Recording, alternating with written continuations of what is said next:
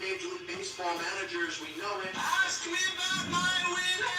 What's going on, everybody? You ever think that there's a possibility that a coach in any professional sport would actually just want to get fired? It's one of the many questions that could be asked when we're talking about the very short stay of Urban Meyer as the head football coach of the Jacksonville Jaguars, a hiring that seemed like it was a little off the radar when it originally happened.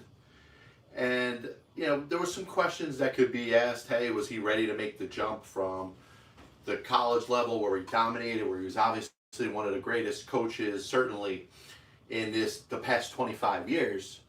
Or, you know, was the NFL such a different game that was going to keep him from having the same kind of success? The issue that I had right off the bat, where I felt like Urban Meyer didn't have necessarily the best opportunities to succeed, was the job that he chose.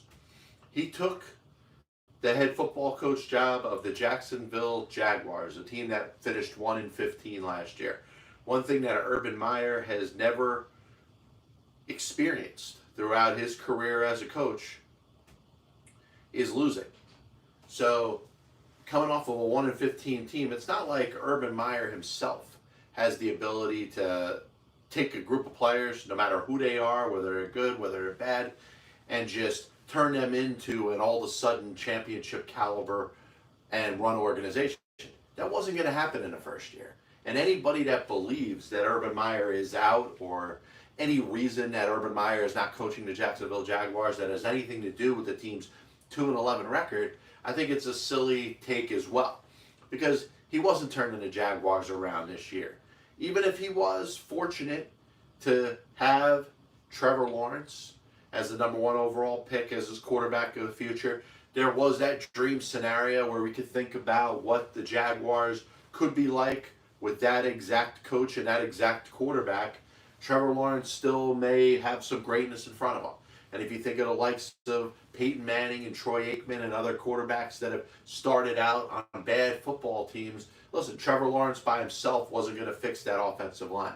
That offensive line with the same players and personnel that they had a year earlier when they went 1-15, all of a sudden weren't going to start being able to block for Trevor Lawrence when they couldn't block for Gardner Minshew.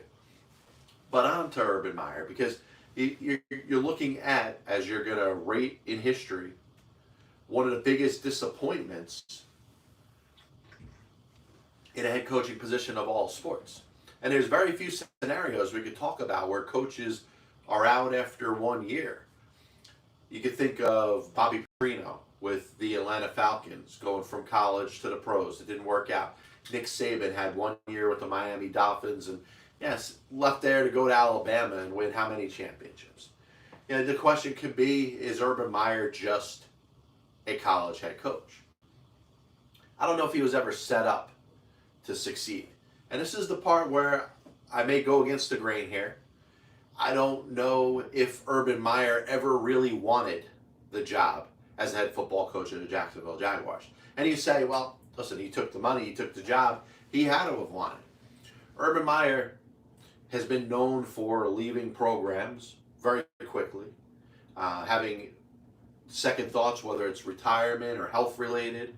He certainly, you look at his last couple of major stops, he was great at Florida, great at Ohio State, but left there abruptly in both spots.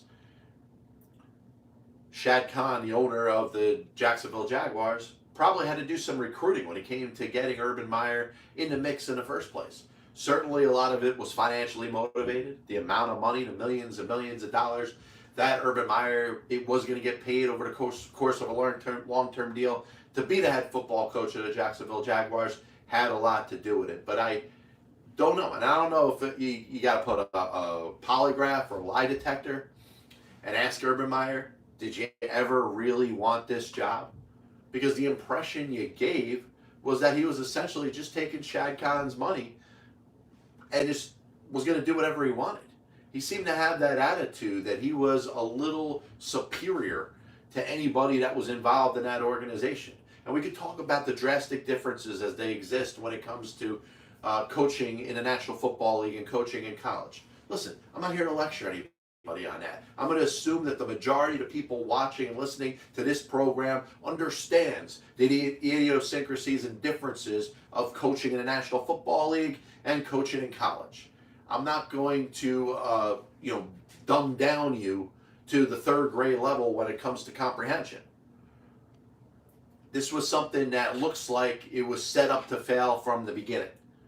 And I rooted for Urban Meyer. I certainly did, because I knew his ability as a football coach. If he was coaching a more talented group of players, this team would be on its way. But he's not.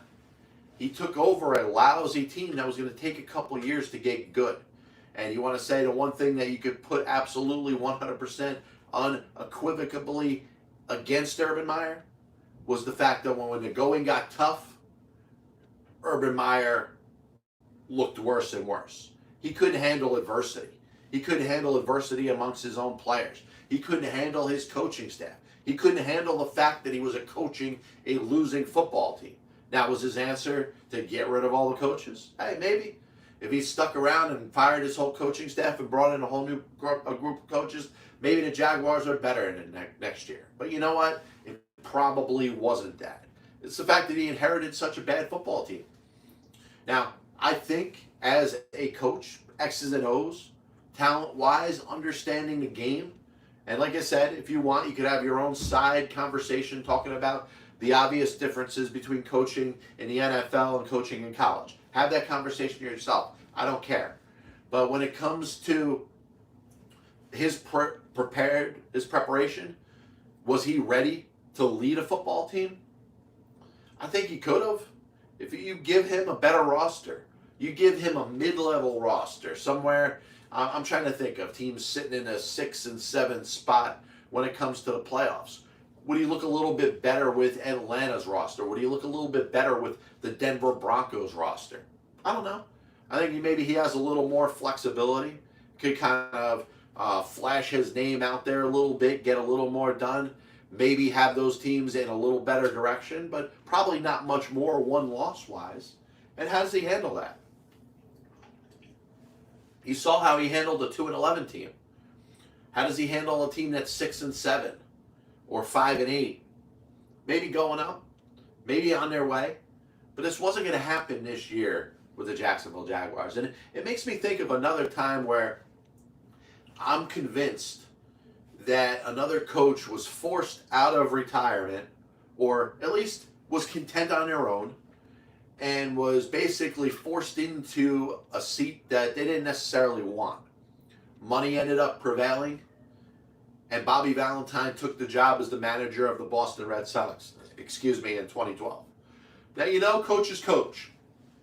So it's hard for Bill Parcells to say no. I'm sure it was hard for Bobby Valentine to say no. And I'm sure in this individual instance, it was difficult for Urban Meyer to say no when he was offered a job as the coach of the Jacksonville Jaguars. But Bobby Valentine was, I believe, let it kind of get to his head a little bit. I think he believed that he was a little more valuable than he really was. He took over a team that had a lot of veteran players with the Boston Red Sox. Players in some cases, a lot of the long-standing players on a team that won a World Series less than 5 years ago in 2007. So Bobby Valentine believed that he was brought there to be the difference. He was brought there to be the one to shake it up. He's the one to, put his face into the players and make sure it's known that he's the boss. He's the new sheriff in town. That didn't work out well. You start criticizing players that had played in the game for a while and had success and won World Series championships, they're going to turn against you pretty quick. And I think Bobby Valentine, as great of a baseball man as he is, as knowledgeable and successful as a Major League Baseball manager as he has been, deep down inside his head, understood this. And the same thing could be said about Urban Meyer. There was no winning in Jacksonville this year.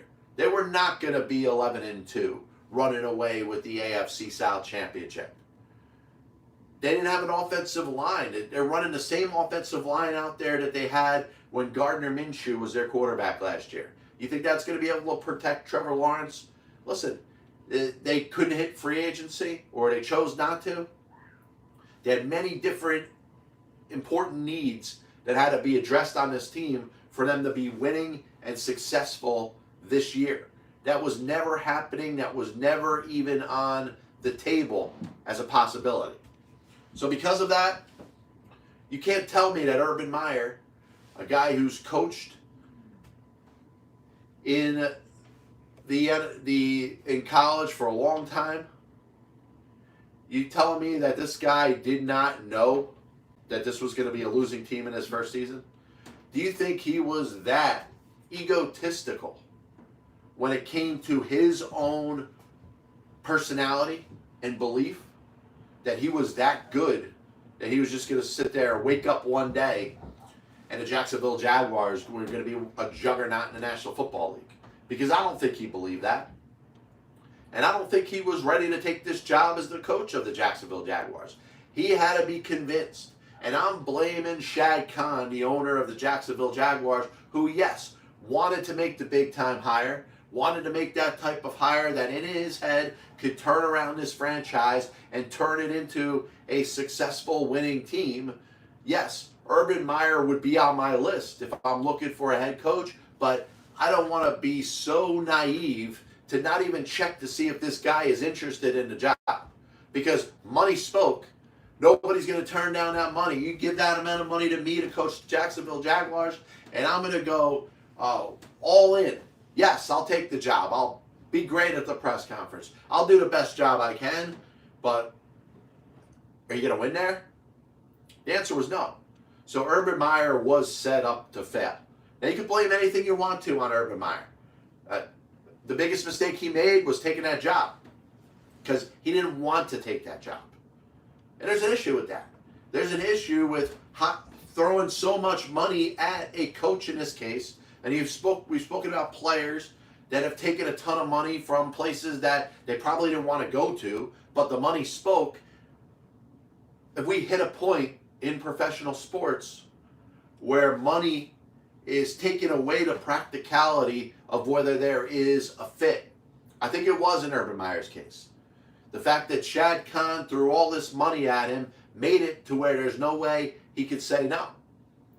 Is that where he wanted to be? Well, you could say, hey, Gainesville, Florida area.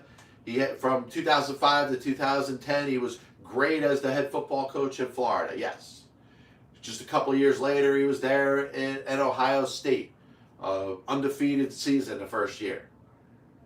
Lost a total of, 2, 4, 6, 8, 9 games in 7 seasons. Lost 11 with the Jacksonville Jaguars. Now, like I said, when you don't have any talent, all the coaching in the world ain't going to do anything.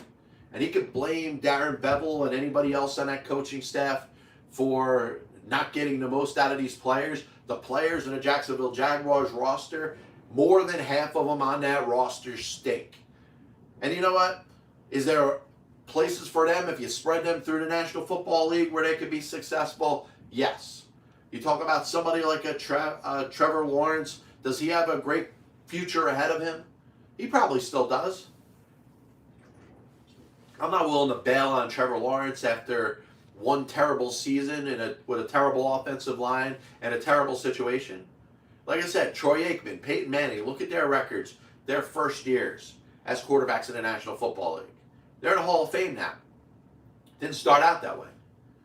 But my major point about Urban Meyer is I don't think he ever wanted to take the job at Jacksonville in the NFL.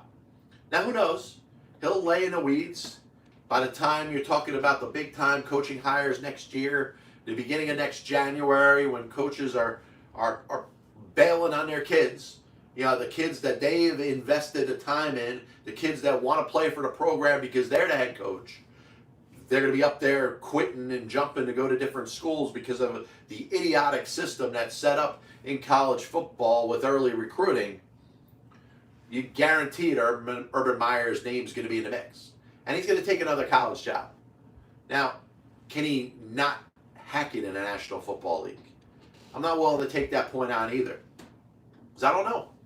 Listen, you talk about not making it through the 17 games. I think that's an indictment on Urban Meyer.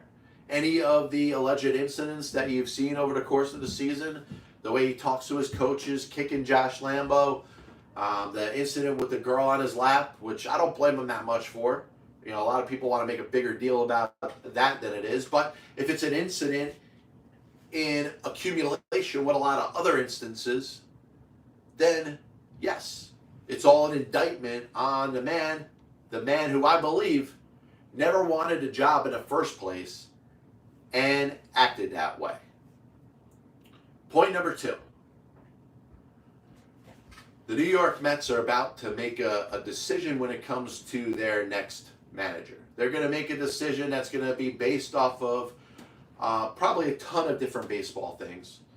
The owner, Steve Cohen, was involved in the triumvirate of candidates, Buck Showalter, Matt Quatraro, and Joe Espada, who are going to be the 3 finalists to be considered to be the New York Mets manager. I don't know why I'm spending any time talking about this, but I want to hit the conversation from this angle. The manager of the Mets is going to be a figurehead. A lot of fans and the media think it's such a slam dunk that they're going to hire Buck Showalter, and they still may. I look at it 2 ways. If the Mets hire Buck Showalter as their next manager, you're going to find a few people that are happier about it than I am. Because Buck Showalter, the baseball man, I know he's a freaking genius. He knows baseball more than I know baseball. And if you don't think I know baseball, then you haven't watched my show before. Buck Showalter is one of the most intelligent baseball men. Knows its history, knows the X's and O's, knows the game in and out more than anybody that I've ever spoken to in my lifetime. I'd be ecstatic if Buck Showalter was named the manager of the New York Mets. If he's not, it's because I'm right. And you say, oh, John, here you go with this shit again. Yeah, the manager of a Major League Baseball team is essentially just a figurehead. His responsibility in a game of 2021 going into 2022 is to follow the directions that come from the analytics staff and the front office. The lineup's provided for him. The defensive positioning is aligned for him. The plan in regards to how to use pitchers over the course of the game may not be 100% scripted, but it's understood so-and-so's pitch is going to throw this many pitches. After that, these are the guys that are going to come in this sequence.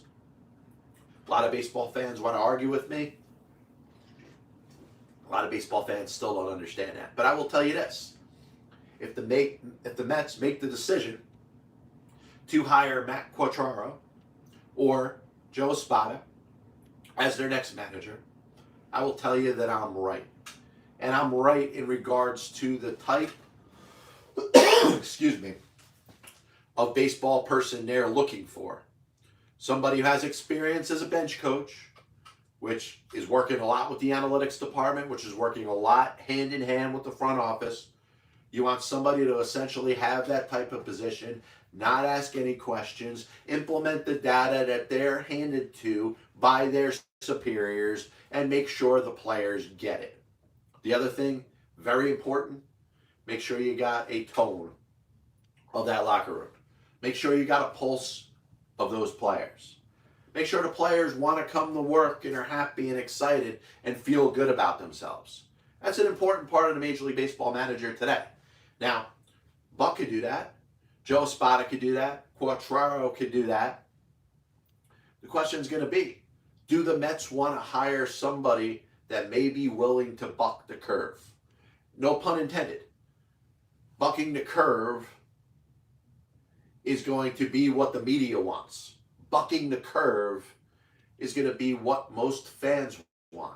They want a manager with the balls to say, F the analytics, I'm going to go based off of the pulse of the game. I'm going to make in-game decisions.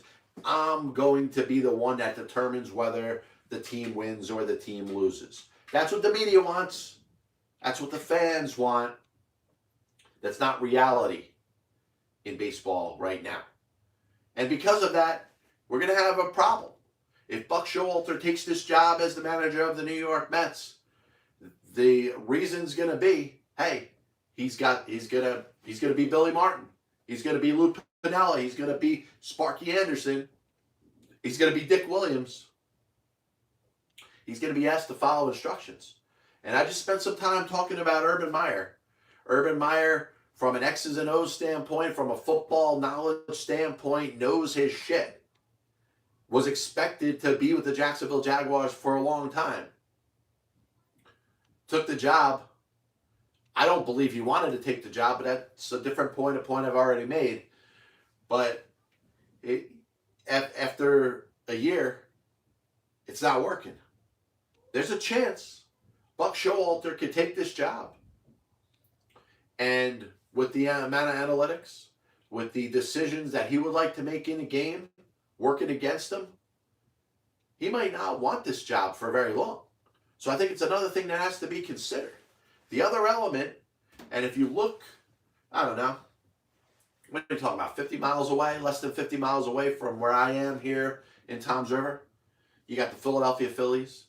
David Dombrowski is the team president. Sam Fold is the general manager. Joe Girardi, very good manager with the Yankees, won a World Series championship, had a good year with the Miami Marlins, who were the Florida Marlins in 2006.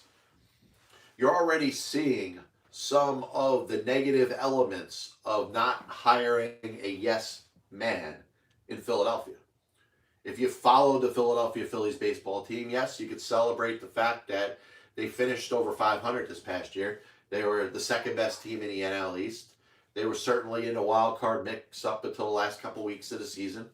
You could say that the 2021 season was a success for the Philadelphia Phillies. But internally, it wasn't. Internally, there's a tug of war going on, and I believe that tug of war is led by the manager, Joe Girardi, that wants to manage like he had the opportunity to for the most part when he was in charge of the New York Yankees on the bench. He's not given that same opportunity. There's data that's being thrown his way. There's data he's being required to use in games. And there's a rift between the players and the analytics department, which is led by the manager, because the manager is not the yes man. Are the Mets going to make the same mistake? And I'm not saying the Phillies made a mistake. Who knows what they end up doing after the lockout ends? Maybe they make a couple important moves and they turn out to be the team to beat in the National League East. But last year, in spite of their record, there is a little bit of a tug of war going on between the quote-unquote real baseball people and the analytical people. And I would even put Dombrowski on the same side as Joe Girardi, saying, hey, these are both old-school baseball men who have succeeded in a game that wasn't run by numbers. And then you got the analytics staff, you got the general manager, you got all the people that the Philadelphia Phillies hired to use and study and put data into the game, kind of on the other side. And I wonder if the Mets are going to consider this. You can hire Buck Showalter. Like I said, you're not going to find a person out there that's going to be any more excited than I am if the next Mets manager is Buck Showalter. But I'll tell you this, it might not be the right decision. Buck might not be around for very long if there is that similar type of tug of war. The Mets have increased their analytics staff from 6 to almost 30 people. And because of that, that data is going to be something the Mets are going to want to get their money's worth. They're not going to throw all that data aside because they hired a baseball lifer. Buck Showalter, if he's given the opportunity to do the job, like he did with the Yankees, like he did with the Diamondbacks, the Texas Rangers, and for the most part with the Baltimore Orioles, might be able to lead the Mets to a World Series championship. The question is going to be, can Buck Showalter manage the Mets, who have increased their analytics department from 6 to almost 30, and are guaranteed to be throwing a whole bunch of data your way, Buck's way, and he's going to have to use it. He's going to have to make less decisions. He's going to have to follow more instructions. If I'm Steve Cohen and I'm listening to Buck, I'm going to listen to every word he says when it comes to this. I know he wants the job. Does he want the job the way it's going to be? Not what the fans want, not what the media wants, but what's right for the direction of the organization. Last point we're going to make today, and I do want to thank everybody for tuning in to the Pass Ball Show. Just a reminder, brought to you by JohnPielli.com, by St. Aloysius Church in Jackson, New Jersey, by 2 Ways, 1 Passion food truck located in Scranton, Pennsylvania. If you're in the Scranton area today, take a look out for 2 Ways, 1 Passion food truck run by Karen and Jenny. Great food. They'll be out there all day working hard, preparing the amount of food that they do. I was thinking today about teams overcoming a 3-1 deficit, not in a semifinal series or quarterfinal series or division series or championship series. I'm thinking about World Series, Stanley Cup, NBA Finals. A lot of you probably know, but it's only happened 8 times in the 3 major sports that have, best of 7 finals and championship series. World Series, Stanley Cup Finals, NBA Finals. And I was watching a little bit on the MLB Network about the 1979 Pirates, one of the teams in baseball that overcame a 3-1 deficit. And you wonder all the elements that takes out of the team that loses in a series. It happened in 2016 twice. The only time in the history of the National Basketball Association an NBA team was up 3-1 and ended up losing a series. That's, of course, the Golden State Warriors against the Cleveland Cavaliers. And then you can make the joke because the Cubs beat the Indians down 3-1 in the World Series. Then you had the election in November, which seemed like Hillary Clinton was up 3-1, ended up losing to Donald Trump. 2016 is probably the year of the 3-1 comebacks. Only one time in the history of the National Hockey League has a team come back from a 3-1 series deficit to win a Stanley Cup. And that was in 1942 when the Toronto Maple Leafs beat the Detroit Red Wings. Little caveat here. They came back from a 3-0 deficit. So it's never happened since the team come back from a 3-1 deficit in the Stanley Cup Finals. But in this one case in 1942, one original 6 team, the Maple Leafs, came back from a 3-0 series deficit to beat the Detroit Red Wings. So you got the basketball instance, the hockey instance, the only times in either one of those sports that a team has come back in a finals to win the championship trailing 3-1. In baseball, it's happened 6 times. 1925, the Pittsburgh Pirates came back against the Washington Senators. 1958, the 1958 Yankees were trailing 3-1 against the Milwaukee Braves. 1968, 10 years later, the Detroit Tigers came back and beat the St. Louis Cardinals. You got the instance, of course, in 1979 with the Pirates coming back against the Orioles. 1985, the Kansas City Royals were trailing 3-1 against the St. Louis Cardinals. And the other instance was, of course, 2016, going back to the 85 series. Game 6, Don Denkinger, call on first base. It calls differently. Cardinals win the World Series. So 6 times in baseball in a World Series it's happened. Once in hockey, once in the NBA. We'll be back with you next week. And as always, I want to thank everybody for tuning in to the Pass Ball Show. Once again, we're brought to you by JohnPielli.com, by St. Aloysius Church in Jackson, New Jersey, by 2 Ways, 1 Passion food truck located in Scranton, Pennsylvania. Just a couple days. We'll be back with you on Monday. Talk about everything going on in the world of baseball, sports, and unifying America. You can check out the podcast if you're interested. Spotify, Apple Music, Amazon Music, videos on YouTube. Just search my name, John Pielli. God bless you. And as always, I'll see you on the other side. Chris Bryant was on the Chicago Cubs roster opening day. I have many leather-bound books. My apartment smells of rich mahogany. Why don't you give it all or a majority to the team that wins the freaking World Series? I was going to listen to that, but then I just carried on in my life. I may come out as the biggest Major League Baseball manager apologist. That'll only make someone work just hard enough not to get fired. Because hitters are going out there saying, I'm either going to hit a home run or I'm going to strike out. And if I don't get a pitch that I feel like I could drive out of the park, I'm not even supposed to be here today. especially prospect whores and hoarders, are going to be a little pissed off at me when I say this.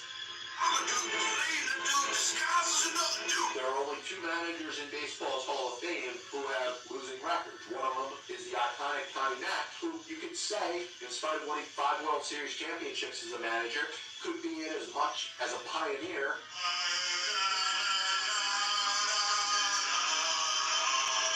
And what side of the spectrum they're on? Were they pitching? Were they batting? If your favorite team was pitching and the ball got inside and hit a batter, there's no way it could have been on purpose. But if you were a fan of the team that was batting and the ball got inside and hit somebody or went behind somebody's head, absolutely 100% unequivocally that pitcher was throwing at him.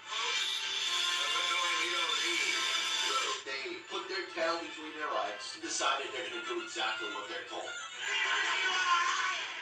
You damn well right better give him a contract extension. You damn well right better make him the manager over the next series of years. 35 years ago, I could have loaned your parents some money for an abortion.